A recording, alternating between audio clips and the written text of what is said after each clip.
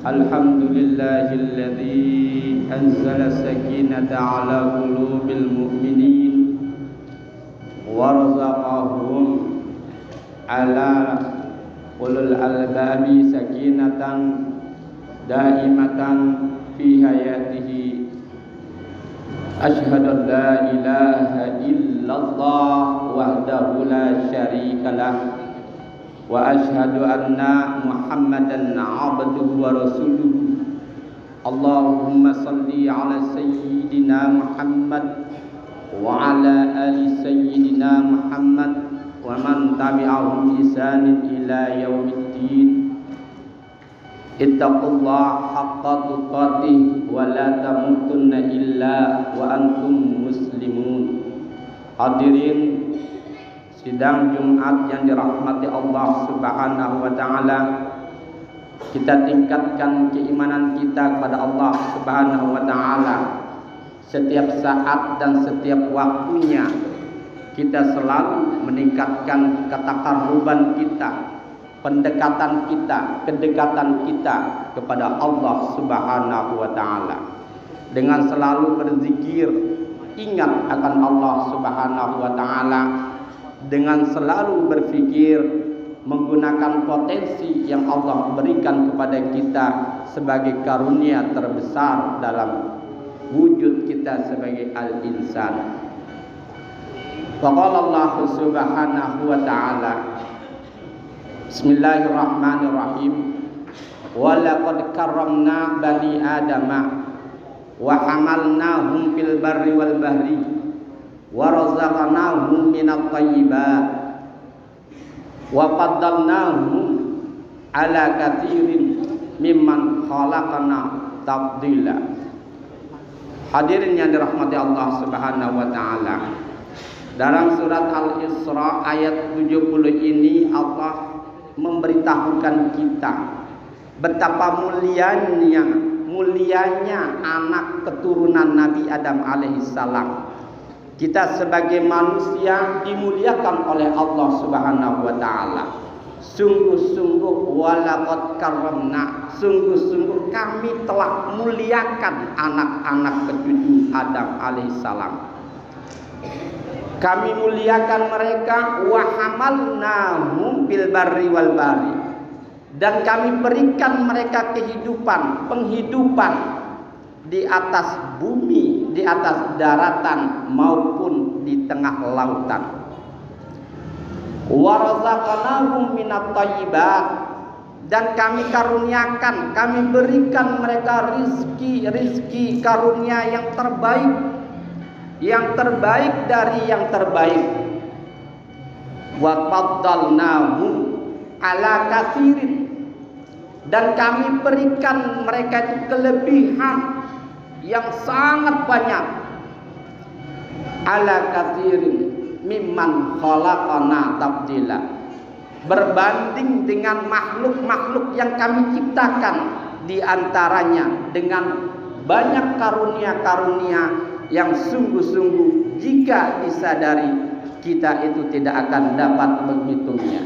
Sehingga di dalam surat Ar-Rahman kita disinggung fabi ayyi ala'i rabbikuma tukadziban. Karunia nikmat Tuhan manakah lagi yang kalian itu dustakan?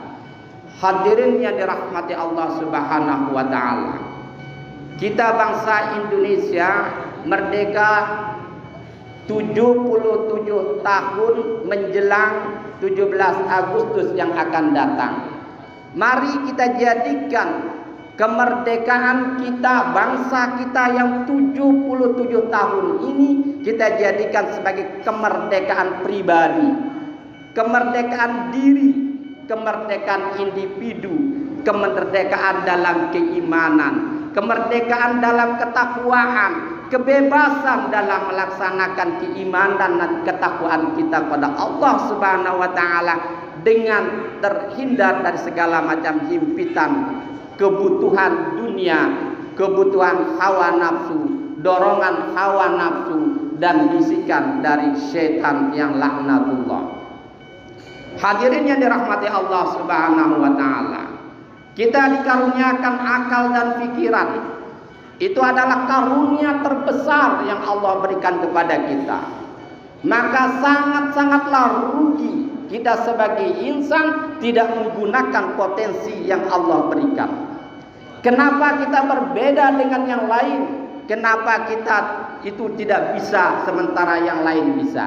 Karena apa? Itu disebabkan kita kurang menggali, kurang menggunakan, kurang memahami dan kurang memanfaatkan potensi yang Allah berikan kepada kita.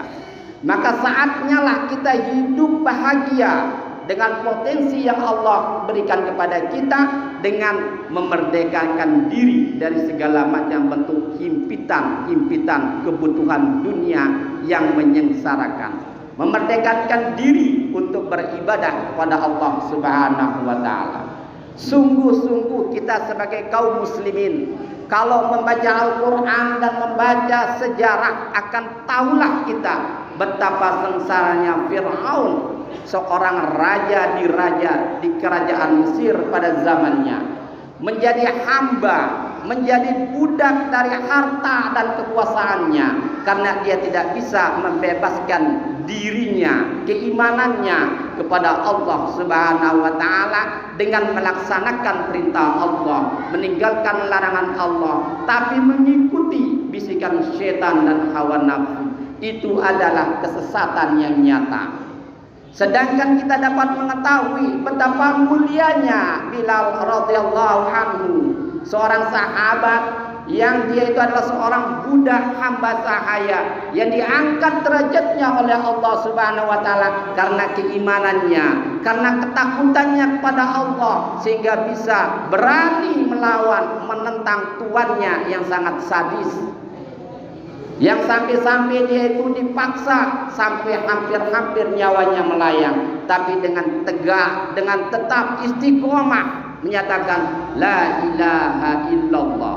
Hendaknya kita sebagai kaum muslimin, umat Islam, sebagai umat yang terbesar di negara kita ini, melaksanakan apa yang dilaksanakan oleh Bilal radhiyallahu anhu.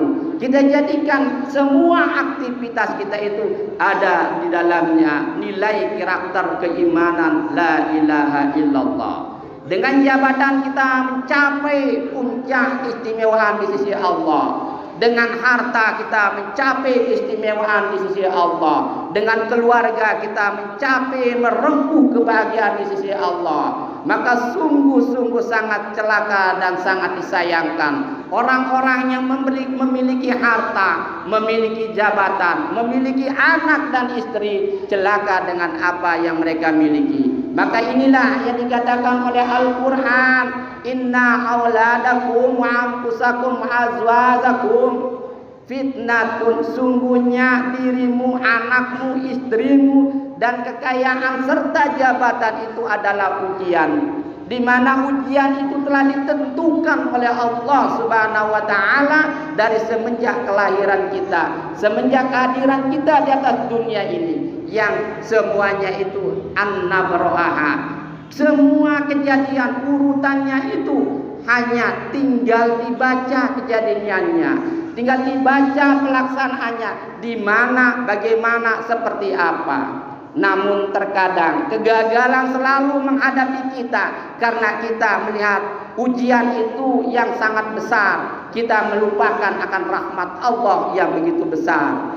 Kita diberikan penyakit sedikit, ada goresan luka di tangan, kita histeris, kita takut, kita panik dengan itu. Kita lupakan masih banyak tubuh kita yang lebih banyak tidak tergores. Kita diberikan kesehatan, kita lupakan betapa Allah kasih sayang kepada kita. Kita jangan melihat kepada betapa besarnya ujian itu, tapi lihatlah di balik ujian itu Allah siapkan hikmah, Allah siapkan kita berkah, Allah berikan kita kebaikan, Allah janjikan kita kemenangan. Man sobaro zobaro, siapa yang bersabar pasti dia akan beruntung. Hadirin yang dirahmati Allah Subhanahu wa taala, kita berharap semoga Allah Subhanahu wa taala selalu melindungi apa yang ada dalam diri kita, selalu menuntun diri kita dan keluarga kita dan anak keturunan kita tetap dalam keimanan, ketakwaan kepada Allah Subhanahu wa taala, sehingga pada akhirnya nanti kita bertemu Allah Subhanahu wa taala wa liqa'i rabbi la ilaha illallah. Bertemu dengan Tuhan, kita menyampaikan la ilaha illallah, tiada Tuhan kecuali Allah, sehingga kita bisa dimasukkan irji'i ila rabbiki radiyatan mardiyah. Masuklah kamu wahai hambaku, jiwa-jiwa yang tenang, ke dalam kelompok golongan hamba-hambaku yang aku ridho dan aku ridho dan mereka juga ridho